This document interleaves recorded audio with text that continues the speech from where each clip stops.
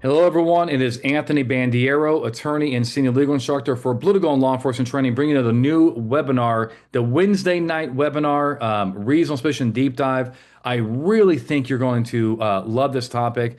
I am broadcasting from Dallas, Texas.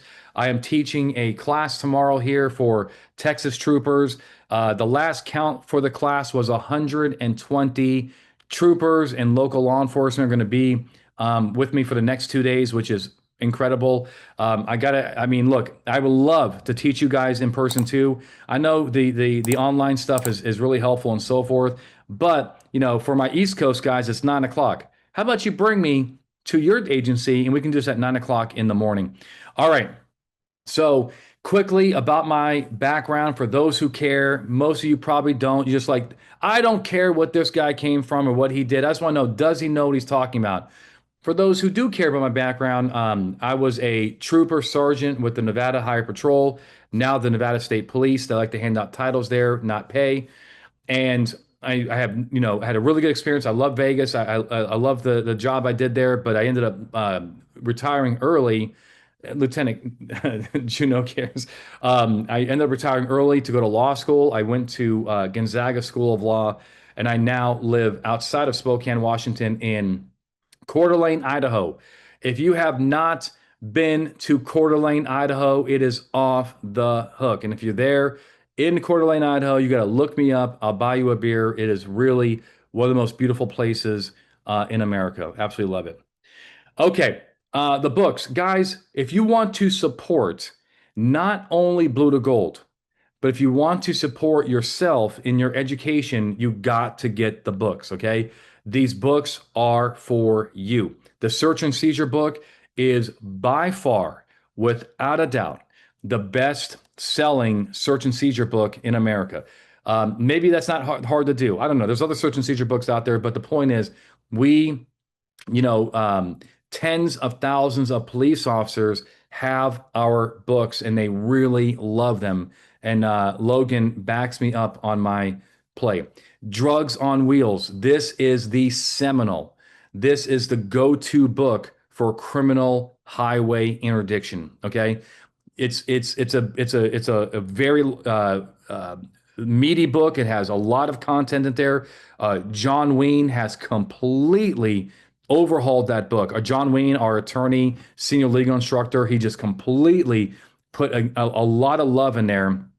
And hey, Teresa's back. Okay, cool. So our social media director is back, and I know she had some family stuff. So I'm glad that you're here. It's 9 o'clock where she is, and then there's the report writing books. Guys, we're going to talk a little bit about report writing, but again, I'm not trying to toot my own horn. I'm just trying to tell you what I'm passionate about. I'm passionate about search and seizure, and I'm passionate about making good reports. You can do the best job in the world. You can blow it out of the water with your conduct and your performance. You can be stellar out there in the field, but if you cannot write reports, you're going to have a bad day in court. Can I get an amen? Okay, I'll repeat. If you're doing a stellar job in the field, but you cannot write reports, you're going to have a bad day in court, okay? You know it. So don't waste all the good work that you do out there by writing crappy reports that end up getting your cases tossed and sometimes yourself sued. Okay, did you guys know that we are going to give a gun away at the end of this webinar? Did you say no or yes?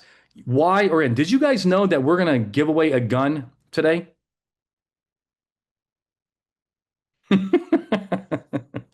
So this, yep. So this is something that we're starting to do because we just want to show our love. And now here's the deal, okay?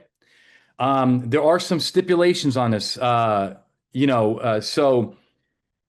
this is for law enforcement. This giveaway is for law enforcement officers and prosecutors, okay, or for retired law enforcement prosecutors and the military. This is just we're not. We know. I know I have some people that watch me and they're not in the criminal justice system. They may be. I have defense attorneys that join me on here, and they're always nothing but respectful, supportive of what I'm trying to do. They're not here for malice. They're here for support, and they want to learn and so forth. But The point is that this gun will go to a law enforcement, military, or prosecutor, active or retired, and will draw the name at the end of the class. You do not, don't tell Newsom, and of course you cannot be a prohibited person. Sorry, Rick. Okay, some quick disclaimers. Laws and agency SOPs may be more restrictive, right? This just means that the things I teach here, your state may be a little more restrictive in your standard operating procedures. Probably not. This is pretty general stuff here when it comes to the Fourth Amendment. Yeah, Rick has a switch. At least everybody else has a switch. Hey, he'll give you the switch for your gun. Um, if you have any doubts about your doing out there, push up the chain. And finally, this course is legal education, not legal advice. I'm an attorney, but I'm not your attorney. So if you have anything that you want to ask, get some legal advice, of course, go to your local attorney. All right. So let's start off with a really good mentality here. And it's the right to be left alone. When it comes to these reasonable suspicion stops, right? The right to be left alone.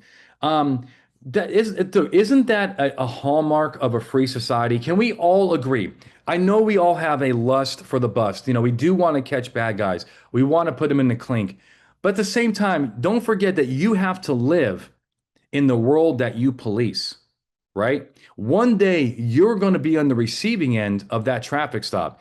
I got to tell you, I was on a receiving end of a traffic stop not too long ago in the state of Washington, and the trooper was just phenomenal, just absolutely phenomenal, especially because he did not give me a ticket. That made him even more phenomenal in my book. But the point is, he was professional, he was courteous, he was safe, he did everything by the book, and so just when you're out there treating people and talking to people, you want to be professional and so forth, but you also have to appreciate that people can be left alone. They can tell you, "Hey, cop, do you have reasonable suspicion? Am I being detained? No? Did I want to leave?" Right? Okay. All right. As Terry vs. Ohio says, no right is held more sacred or is more carefully guarded by the common law than the right of every individual to the possession and control of his own person, free from all restraint or interference of others, unless by clear and unquestionable authority of law. I like that, and I think we all can agree on that. So when you have the laws in your favor, obviously the law is, when the law's in your favor, then you can detain, you can interfere with a person's liberty. But if you don't have that authority of law, you have to leave them alone unless they want to consensually have an encounter. Okay. So reasonable suspicion. Reasonable suspicion is not a high standard. It's a low standard. It's a moderate chance of an illegal activity. That's not high, but it does have to be somewhat specific as to the person, right? That's going to be probably one of the main issues we're going to talk about here, is that sometimes reasonable suspicion is a tad too generic. All Terry stops must be justified at its inception and reasonably related in scope to the circumstances which justified the interference in the first place. It also cannot continue for an excessive period of time or resemble a traditional arrest. That is very, very important, right? Terry stops, you have to be legit initially, right? You can't, if you make a bad stop, you have a fruit of the poisonous tree type situation.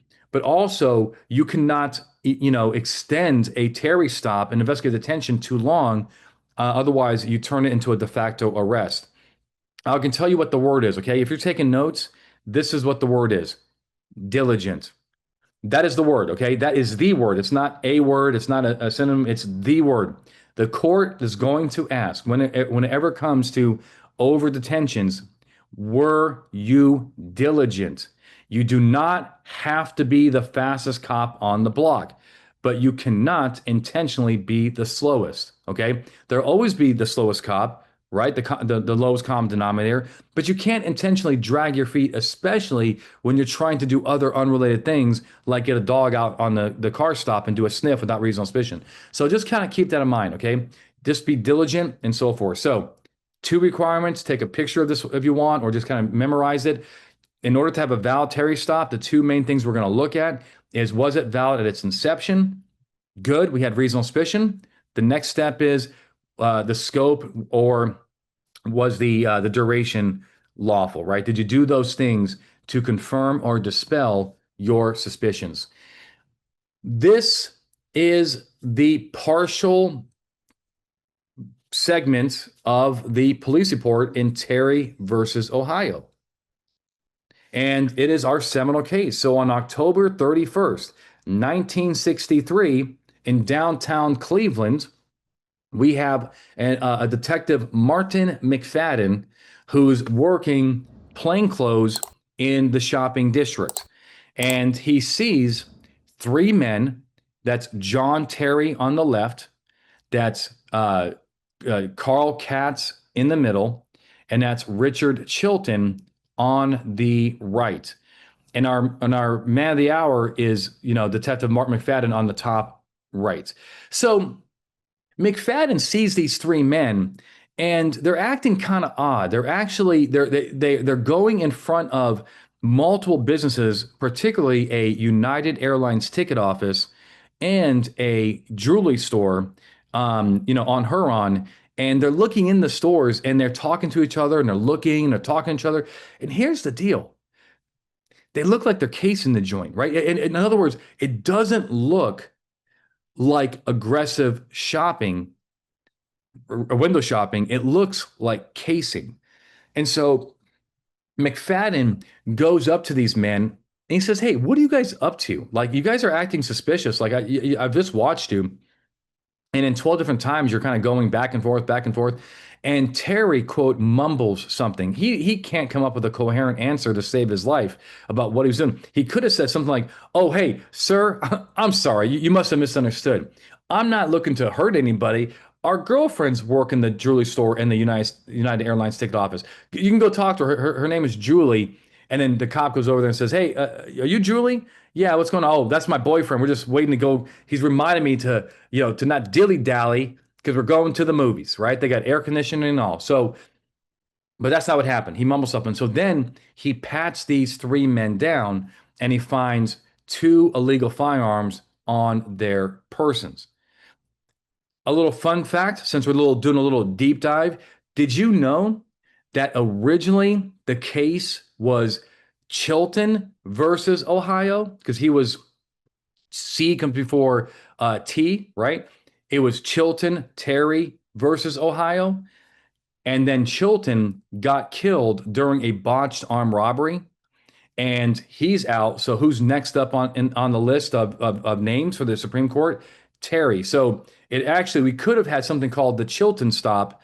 And thank God, he kind of, because the thing is, it doesn't have the same, it doesn't roll off the tongue as much as a Terry stop, just less syllables, but I digress. So Terry argues that this was not reason, this was not lawful because the Terry had priors. I'm not aware that Terry, I'm not sure if Terry had priors. I can't answer that. I don't think, I know Chilton did not have priors. I can tell you that. I know that Chilton did not have priors. But people are liking the commentary here. But the point is that Terry says, "Hey, look, um, there's only two encounters recognized by the U.S. Supreme Court in 1963. There is consensual encounter and there's an arrest. Well, this is not a consensual encounter because they didn't feel free to leave. And this is also not an arrest because McFadden did not have probable cause, right? Now, the U.S. Supreme Court, of course, gave us the Terry stop based on McFadden's really good observations. And they actually have a plaque in downtown Cleveland where this stop occurred. And all I'm going to ask you is a favor. The next time you're in downtown Cleveland, go pay respect to the plaque and then go check your pockets for your phone and your wallet and see if they're still there. Because there is no damn good reason why you should be in downtown Cleveland at all unless you're on drugs. Are you on drugs? Okay. Stay away from downtown Cleveland. We have some Cleveland cops here and they can back me up. Okay. Okay. Is society better off because McFadden stopped Terry before the armed robbery, right? I want you to think about it, right? This is good police work. Let me just tell you something. I don't know all of you. I don't even know most of you. I definitely know some of you. Okay. But I know, okay, I know that because of your good work, you have saved lives. And if you haven't saved a life, you have definitely reduced or eliminated injuries to people. And you have also reduced or eliminated property crimes and so forth because of the Terry stop. Are you with me on this?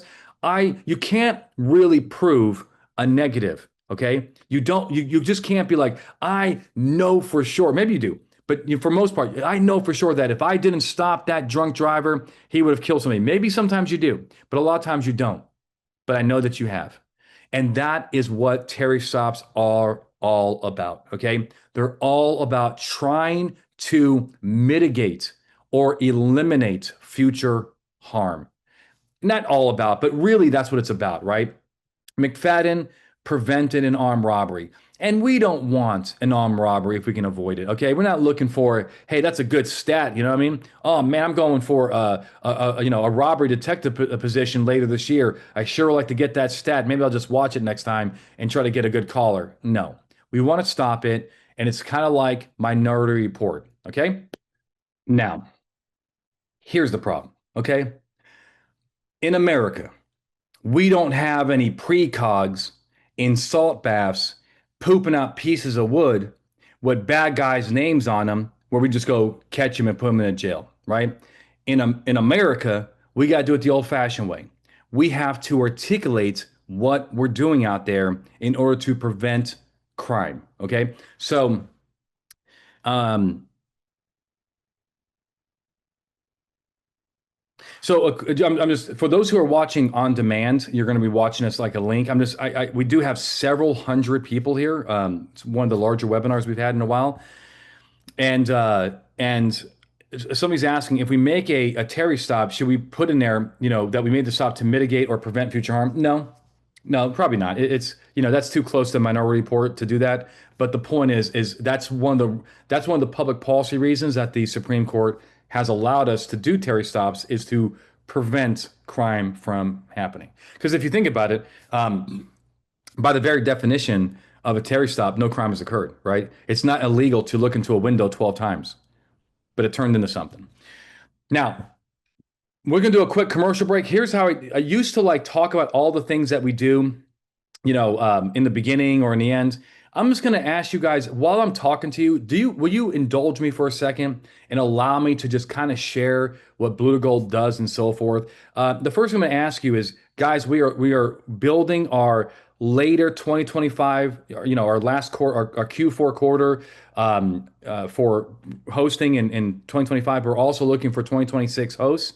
If you want to bring Blue to Gold to your agency, it doesn't cost you a penny, okay? Unless you want to have us train your whole agency, which is really what I do now. But that's what I focus on. But we still have a lot of hosts that just want to host us. It doesn't cost you a penny. We do a lot of the work. You just kind of help us. Contact us at training@bluetogold.com. Call our 800 number and say, hey, I'm interested in hosting. What does that look like for us? In a few weeks here, I'm going to Alaska, to train up there. So we just Guam. We got to get Guam on the books, okay? And so the point is that if you're interested in having us out, please have us out. All right? Okay. When do we get that Blue to Gold conference? Actually, I will tell you, all kidding aside, there is a conference in the works, but the problem is they're very expensive and you can't just do it willy-nilly. You have to do it right to make sure that it works out for everybody. But there is a Blue to Gold conference in our future, and we're hoping next year, but we don't want to make any promises that we can't keep. But I love what you're saying. Um, Anchorage, Anchorage is not sharing us this time. I mean, I can't. I had a great time in Alaska last year, but I'm going to Anchorage and then actually going to Fairbanks right after Anchorage. So I guess you have to go see me up in Fairbanks if you're in Alaska. But it's gonna be like a little tour of Alaska. It's gonna actually be really, really fun.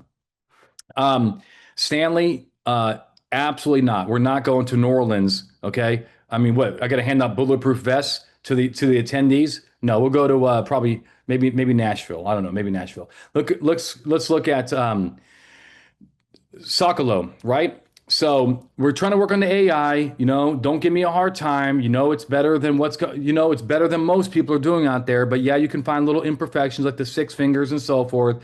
But here is here's what happened. Okay, so Sokolow, old Andrew Sokolow, this is the deal. He bought a ticket from Honolulu to Miami in cash.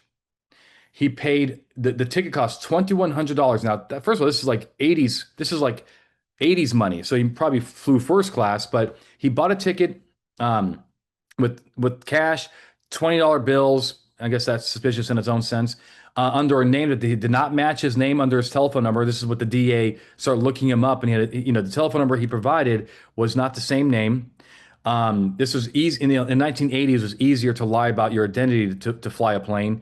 He stayed in Miami for only 48 hours, despite that it almost took him not 40 hours, but almost took him a day to fly back and forth. So he's not staying that long. He had no luggage on his person. They stopped him in Miami, and we kind of go from there. Okay, now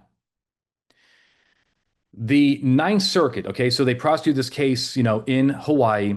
The Ninth Circuit said that this was a bad stop, and here's why. They used a two-part test, and they started talking about, well, is it illegal to buy a ticket in cash? No. Is it, could it be an innocent explanation for the guy going to Miami for just 2 days? Yes. In other words, what they did is that they basically did a divide and conquer, right? They just took out all these facts and they just dispelled them, and they didn't allow the police officers to use them under the totality of the circumstances. But that ain't the right answer, right? That is not the right answer. So the Supreme Court got rid of this arbitrary two-part test. No, it's T to the O to the C. When you really look at these five factors, do you think that there's a moderate chance the guy is up to criminal activity? When you look at the whole thing, the fake name, the cash, the staying, he flies for 24 hours, only stay for 48, never checks any luggage. He's going to Miami. He's going to South Florida, doesn't even bring a Hawaiian shirt. Okay, the guy's from Hawaii. Don't even bring a backup shirt. Give me a break. You don't even bring any cocaine to Miami. Give me a break. You don't have any luggage to bring cocaine back to Honolulu. Give me a break. We know what's going on here. The guy was up to criminal activity. The Supreme Court said the concept of reasonable suspicion, like probable cause, is not readily or even usefully reduced to a neat set of legal rules. In evaluating the validity of a stop such as this, we must consider the totality of the circumstances, the whole picture, right? The whole picture. Courts use the totality of circumstances test. They do not use what's called divide and conquer. Well, they're not supposed to use divide and conquer. I can't control any judge, but I certainly cannot predict what a district court judge will do, because oftentimes they are former defense attorneys and they have not given up that mentality when they're on the bench. But the point is, they're supposed to look at the big enchilada, the whole thing, the T to the O to the C, right? As the court said, in reviewing an investigatory stop for reasonable suspicion, we must consider the totality of circumstances of each case to see whether the detaining officer has a particularized and objective basis for suspecting legal wrongdoing. That's going to be one of the issues here, okay, is that sometimes your reasonable suspicion is not particular enough. Okay, we're going to talk about that. I call that dragnets. But Illinois versus Wardlow, let's talk about what happened in Wardlow. All right, here's what happened. So 3 Chicago police officers in their marked units start entering the west side of Chicago, okay? And they see Wardlow and a few of his friends on a street corner, and, high crime area, they're on the street corner, and they see the cops and they start running. And they catch Wardlow. They end up doing a pat down of him and that bag that he was holding, and they find a firearm in him. Now, Sasha, if you had something, let me know, but in the chat. So Now Wardlow is basically making an argument of what? Hey, that's not reasonable suspicion. Okay, just running is not reasonable suspicion. I like to say that Wardlow is almost making the argument that he was just exercising. I mean, that's kind of like the mentality. He's like, look, Your Honors, I mean, I can. This is a free country. I can jog, but really, was that suspicious the way that he was doing it? Right? And the answer is yes. Right? Thus, the determination of reasonable suspicion must be based on common sense judgments and inferences about human behavior. So not only do we use the T to the O to the C, but we also look at those particular facts and circumstances through common sense lenses. We're not, we don't have to be a psychiatrist, psychologist, social worker to understand like, man, something is wrong here, right? And you're allowed to use your common sense inference, but you're also allowed to use your training and experience. Now, what I teach in my report writing class is an acronym called NERDS. Okay, maybe it's a reflection of my personality. Okay, but this is the best that I can do for you to try to get you to really think about these factors. The top, in my view, the top five factors, not, there's many more, but the top five factors that I want you to look at are these ones. Rick, maybe you can put a link to the RSPC Pocket Guide, and this will go into this issue more deeply. But the first one is nervousness, right? And so, and the first is we're going to kind of go into this. We're going to go into nervousness. The next one is evasive conduct. The next one is reactions, deception, and specifics. Let's go through one at a time. So let me see what this says here. Some officers in departments say you should Terry pat down everyone for officer safety. No, you should not. That's called a civil rights violation. Case law says you need specific articulable facts and you can't Terry pat down everyone you encounter. How detailed do you have to articulate your justification for a Terry pat down? So the answer is actually pretty simple. The Terry stop is based on criminal activity. The pat down is based on armed and dangerous. It is two different articulations. Now, obviously, if you're stopping somebody because you believe that they're potentially involved in a burglary, a robbery, a carjacking, then pat them down because their crime fundamentally is one of violence, right? But if you're detaining somebody because you have reasonable suspicion that they may be tagging a wall, I mean, they might be a gang member, but that's a probably bad example because a lot of taggers are gang members, and usually gang members are considered armed and dangerous. But let's say a person is shoplifting, right? That the way they're acting in the store, they're ducking, they're doing peekaboo in the aisles and so forth, and you detain them for suspicion of shoplifting. You're not with those facts. You're not going to pat that person down. So there's your answer. Criminal activity is a Terry stop.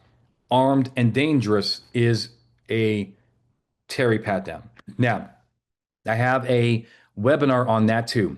It's called Terry Stops and Pat Downs, where I talk about those issues. I go into cases and so forth, but hopefully that helps. But I will tell you that I call these Instapats. I do have officers in some big cities that will stop somebody and man, they will pat you down so quick. I mean, I call it massaging you. They'll give you a massage so quick, a police massage, it'll make your head spin. I saw one video, just recently where this guy gets stopped for littering, like flicking a cigarette or something like that, something stupid. It's just something very minor.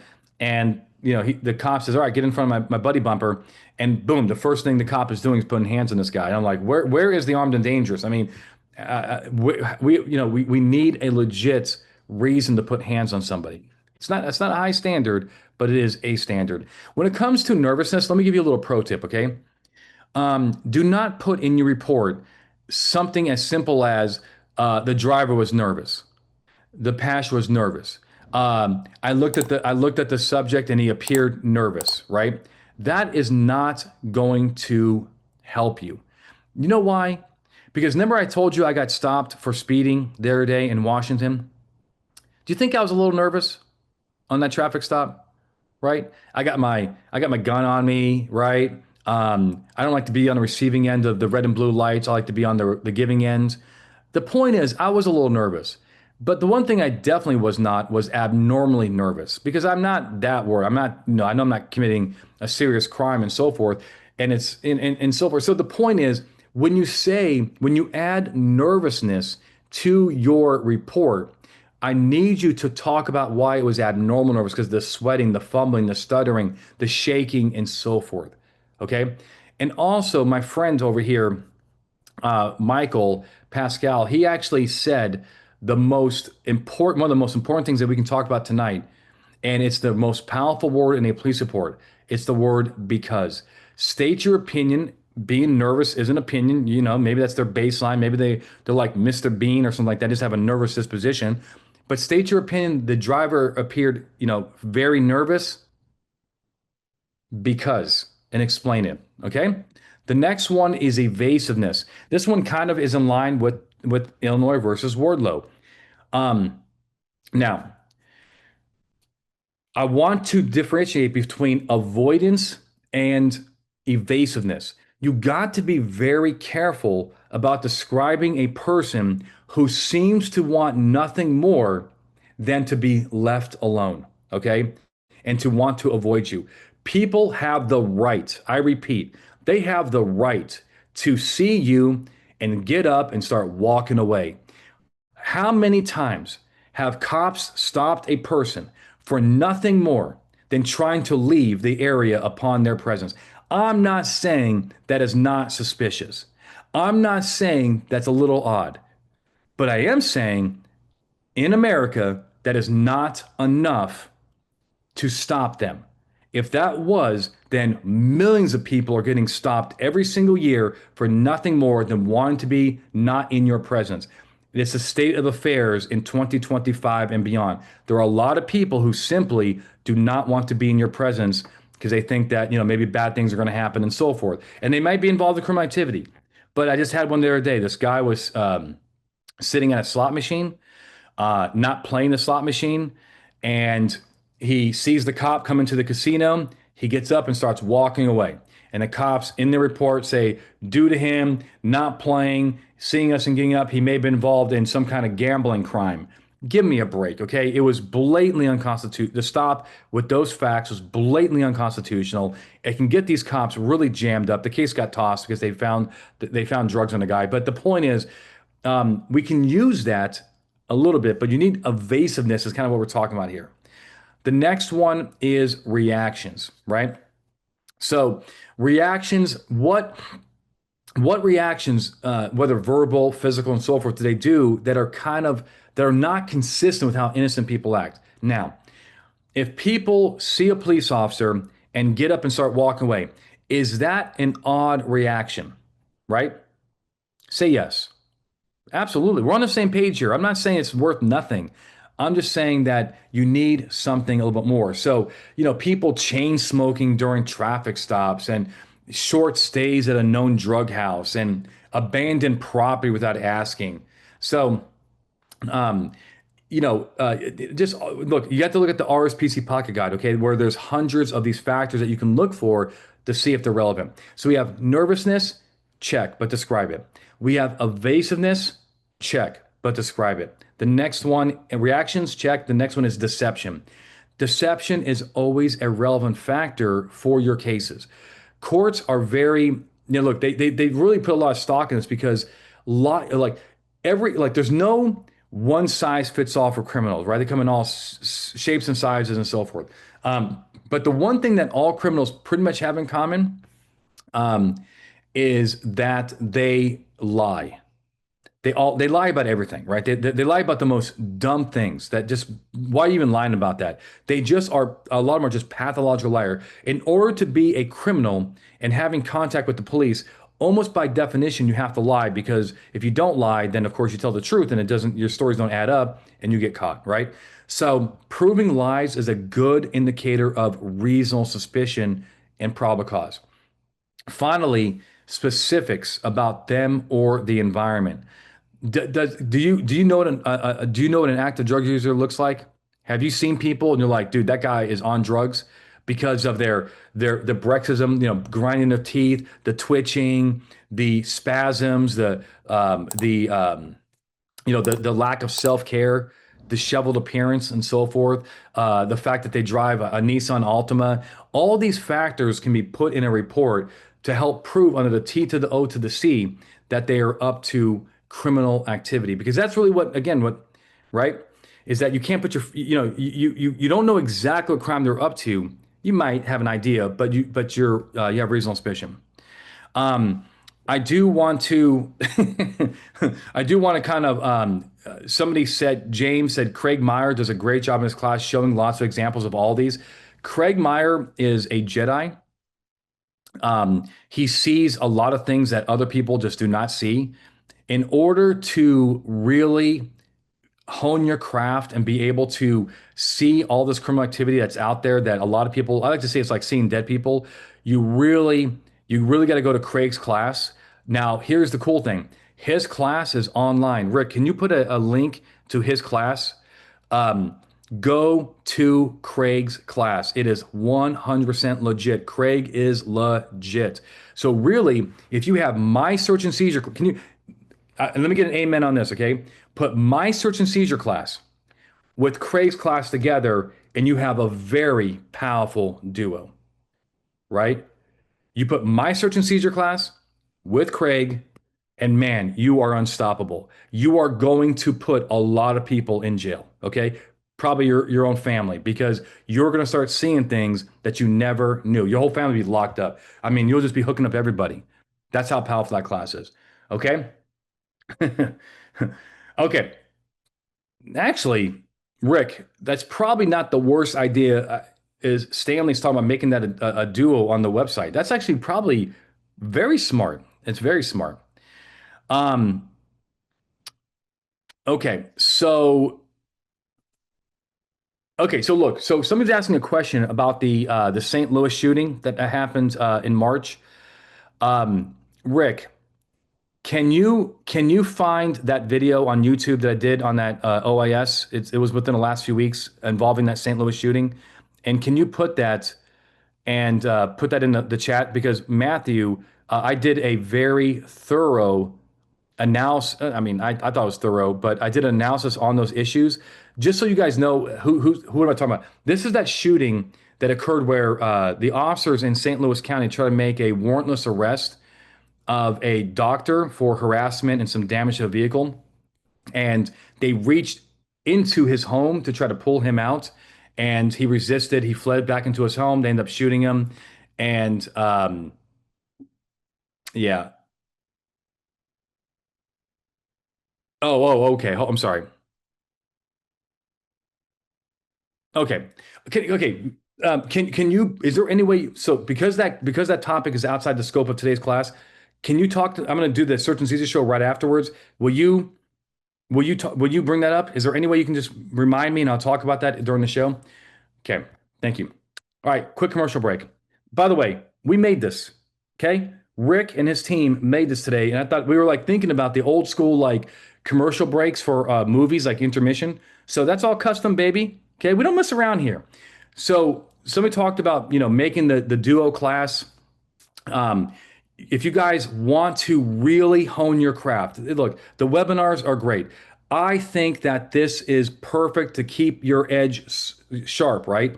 But if your knife is not sharp to begin with, then I'm only putting band-aids on your wounds here. Like you really got to know how to analyze the Fourth Amendment. I can't do that in a 1 hour webinar. I'm just trying to complement what you know. So you need to take my advanced search and seizure class either in person or online. The online class is exactly the same as I teach in person. Okay, it comes with the search and seizure book.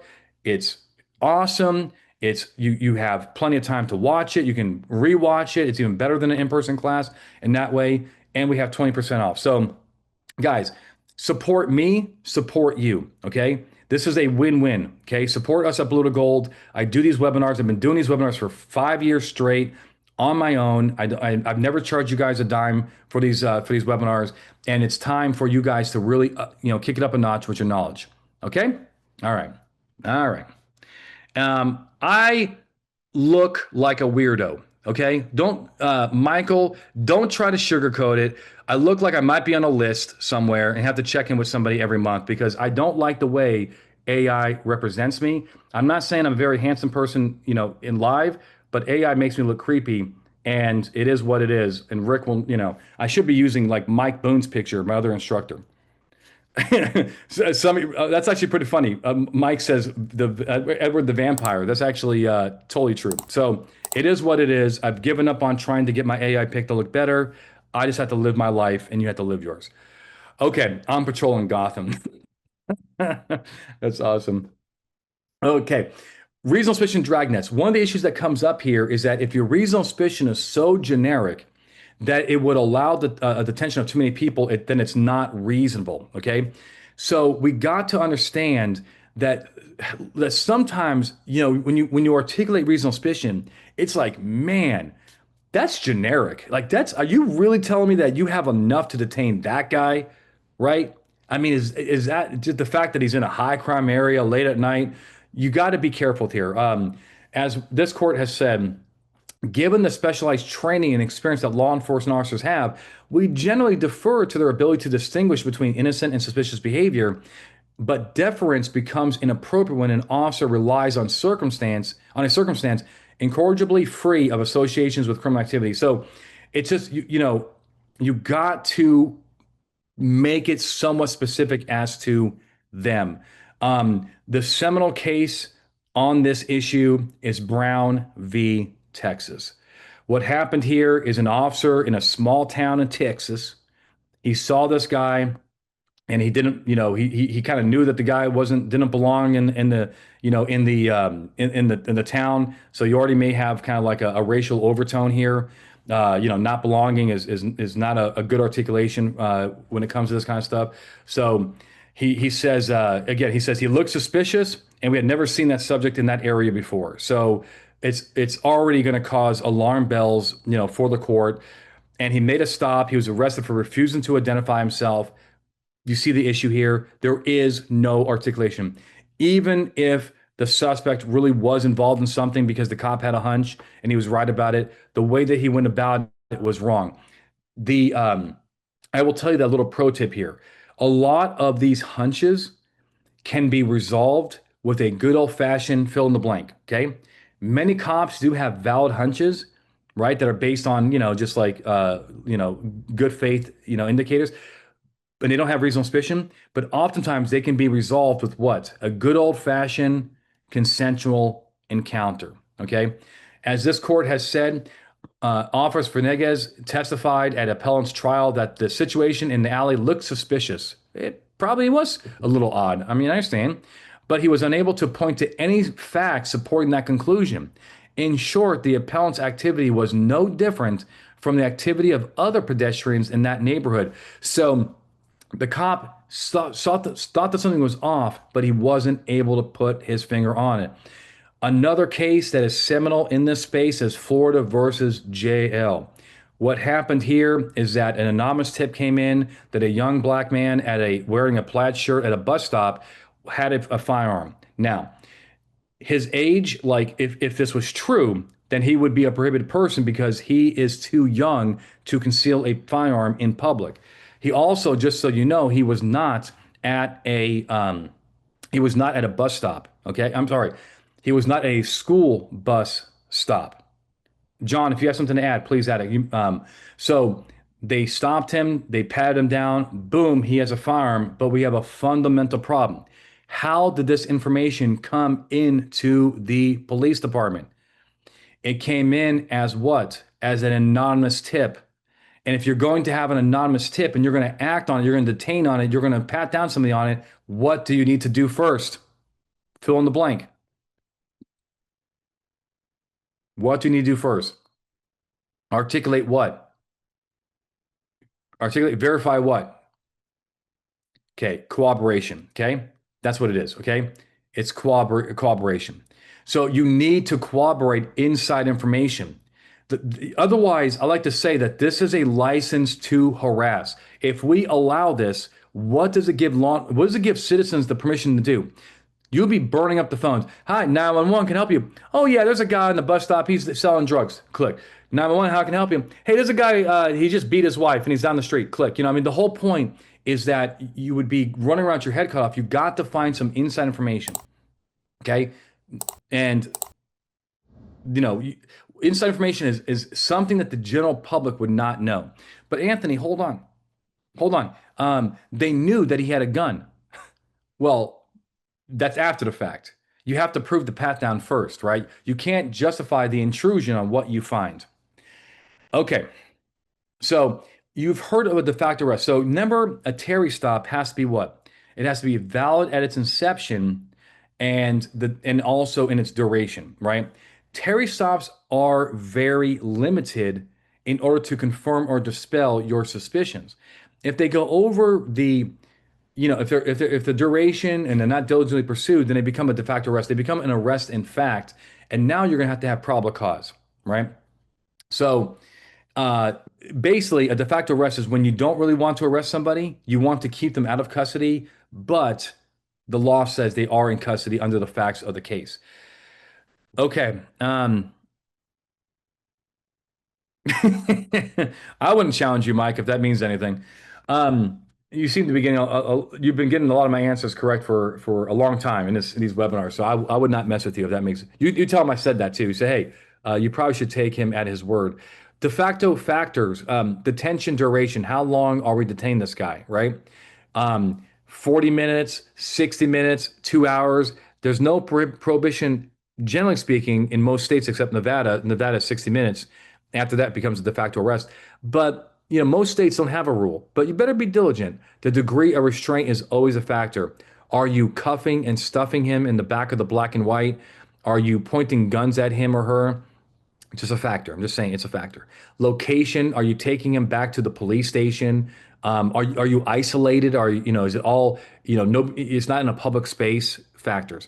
Nature of police conduct. How are the cops acting? Are they surrounding that person, right? And making him feel like, he's in a lot of trouble. I mean, again, it's all to tell you circumstances.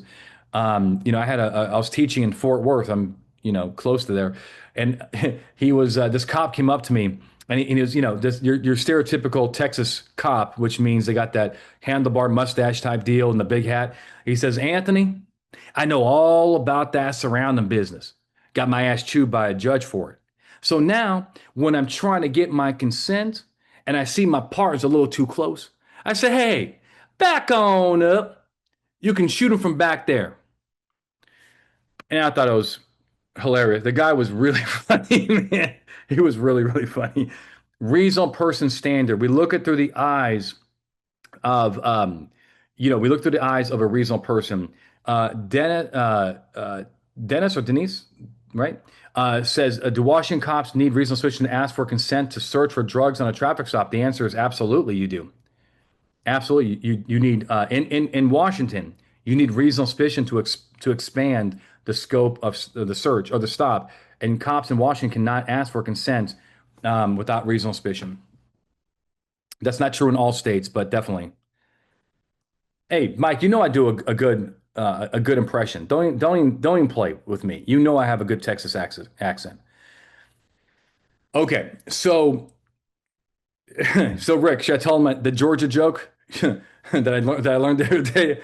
So when determining when an investigative detention becomes an arrest, courts often balance the safety concerns of the officers and and innocent bystanders and so forth. And so look, the point here is that if you have a good reason for using handcuffs and pointing guns and so forth, then you should be fine. Now, my Michael says, don't mess with Georgia. I'm from Georgia. Now you have forced my hand. Now I have no choice but to tell this joke that was told me. I was at the Georgia Chiefs of Police conference last month. I believe it was like last month, but time flies when you're having fun. And this and this retired cop, he says, hey, he's with the group, like we're out having drinks and stuff. He goes, hey, fellas, I want to get something off my chest. I had a very embarrassing experience when I was in high school. You see, I got caught having sex with my teacher. And you know what the most embarrassing part was? I was homeschooled. Anyway, let's get back to the class. And if I was, just so you know, I was on the floor dying laughing when he said that because he said it in such a funny way. So you can steal that joke. All right. So what happened here is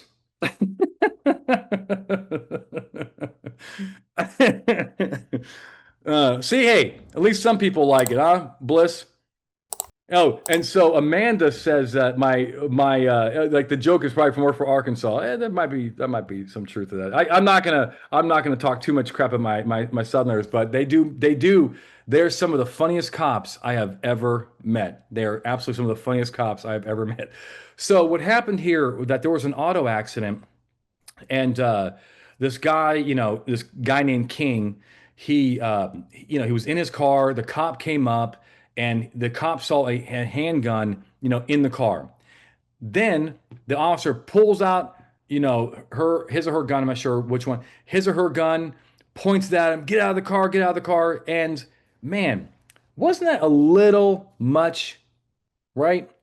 Her handgun, right? Wasn't that a little much? And she said, "You'll be shot if you didn't comply." This is overkill, right? This is overkill. It's a gun. It's not like the guy was pointing at anybody. And then after some drugs and money were found and so forth, he was not a prohibited person, and the state did not disallow loaded guns in cars. What's the issue here? The cop overreacted, right? This is a de facto arrest. This is not a Terry stop. This is not, we don't have PC to arrest him because it wasn't per se illegal. And as the court said, Officer Lemaster's conduct went far beyond what was necessary to ensure her safety while advising defense of the hazardous traffic conditions. Officer Lemasters initiated what was essentially an arrest procedure. And Corey says likely excessive force. That is true. That is true. That can be an excessive force issue in this day and age. Definitely, without question, without question. Okay, here is U.S. versus Torres. What happened briefly? We're almost done here for those people that have to skedaddle. What happened here? And do me a favor, before I talk about the case, I look. Teresa, our amazing social media manager, who has really been working her butt off for the last year or so, maybe longer that she's been with us, has done a great job with social media. And I know you guys like to communicate through social media. I'm old school. I kind of like the phone. You guys like social media. Terry, or Teresa, we have a Terry that works for us, and she's going to kill me for that. But Teresa, do me a favor. Can you put the links in the chat so people can link and click on them? Thank you so much. And Leonardo says, would you be able to email the PowerPoint show here? You have to go to Rick. Rick will explain that. There's a way to get the PowerPoint. Okay. So what happened here is that a citizen, it was a flag down like, hey, cop, this guy on the bridge, he was shooting at a building before you arrived. And the cop didn't know about it. It wasn't like a call for service or anything like that. But he went over there. He saw this guy named Torres. They point, this might be a little over exaggeration what happened, but he pointed a gun at the person. He said, show me your hands. They patted him down. He has a gun. And the point here, was that a valid Terry stop or was that a de facto arrest? Was it a T or a D? Terry stop or de facto arrest? Torres was accused of shooting at a building moments before. The cop did not know it, but he's basing this stop on what the citizen told him. De facto arrest or Terry stop? T or D? Okay. Yeah, it's gonna be a valid Terry stop. So this was not a de facto arrest, right? So as the court said, to begin, there is no per se rule that pointing guns at people or handcuffing them constitutes an arrest.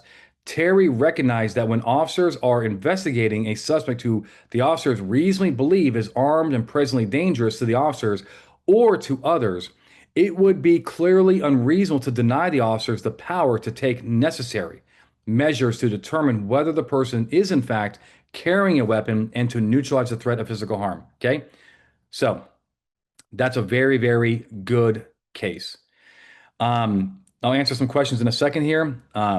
So what happened here is a brother stabbed his brother to death during a house party. So Rick, keep that in mind, okay? Following with this case, five family members who may have witnessed the murder were taken to the police station without their consent. They did not want to go and so forth, but they were taken anyway. They were released after 3 hours. They brought a false arrest claim. Was that a T or a D? Was that a Terry stop, Terry detention, right? Or a de facto arrest? Okay, correct, right? That's the house that it happened at, if you care. This was a false arrest, a de facto arrest under the Fourth Amendment. As the court said, although defendants argue plaintiff, so defense are the cops, plaintiff is your family members. So, so although the police argue that the family members were detained, not seized, and the officers were following SOPs, detention for custodial interrogation, regardless of its label, intrudes so severely on interests protected by the Fourth Amendment as necessary to trigger the traditional safeguards against illegal arrest. The worst thing that a police officer can say in court when asked why he or she conducted the search and seizure is, I was trained that way, right? The second one, right, is that I always do business that way. Why is I was trained that way the worst? Because you're basically saying the whole department is effed up. It's not just me, Your Honor. We're all jacked up around here. You might want to go and do a pattern and practice lawsuit against my agency because that's some big, you might want to add some commas to that check, Your Honor, because we're all jacked up. The second worst is I'm always jacked up, right? So not that you have just a rogue officer, you have a rogue agency. Hope that makes sense. All right. Let me give you maybe a quintessential de facto arrest.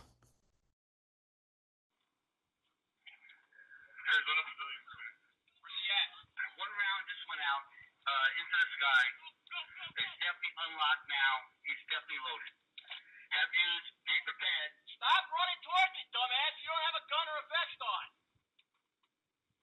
Did the subject shooting or did you shoot? I did not shoot. Unit right there. Just stands off. Stands off. The gun is loaded. Unit on Cotero Park. Stay off.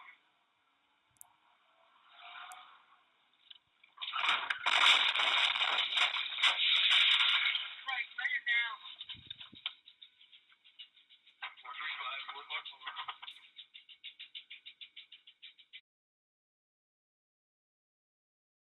And now that's a good time for a commercial break. I mean, that's one way to get rid of a Crown Vic. All I got to tell you, if you don't like your Crown Vic, do you really have to do that? Is there any other way to get rid of that car?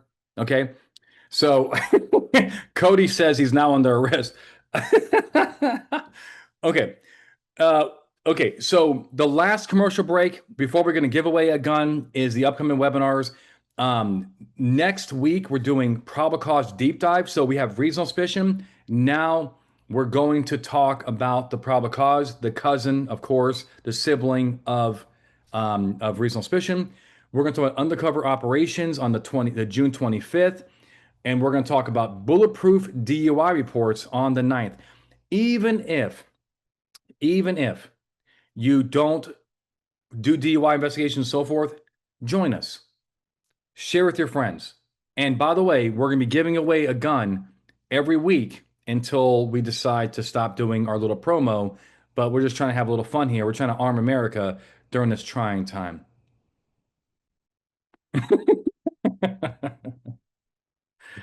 It's a trying time, okay? We look at what's on the news, and Rick and I got together and we said, man, we got to do something. We got to do something for our country. And I said, let's give them guns, okay? Let's give them guns and ammo, okay? God bless these out there, America. Um, what's up, Zach?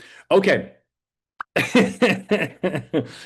So the takeaways here is number one, if you're going to use force and on a Terry stop, it better be justified. If you're going to put handcuffs on somebody, it better be justified. Articulate all facts. What did Shakespeare say? Okay? If if you've been to my class before, what did Shakespeare say? He said, I'll say it for you. He said, ye, because you're old English, right?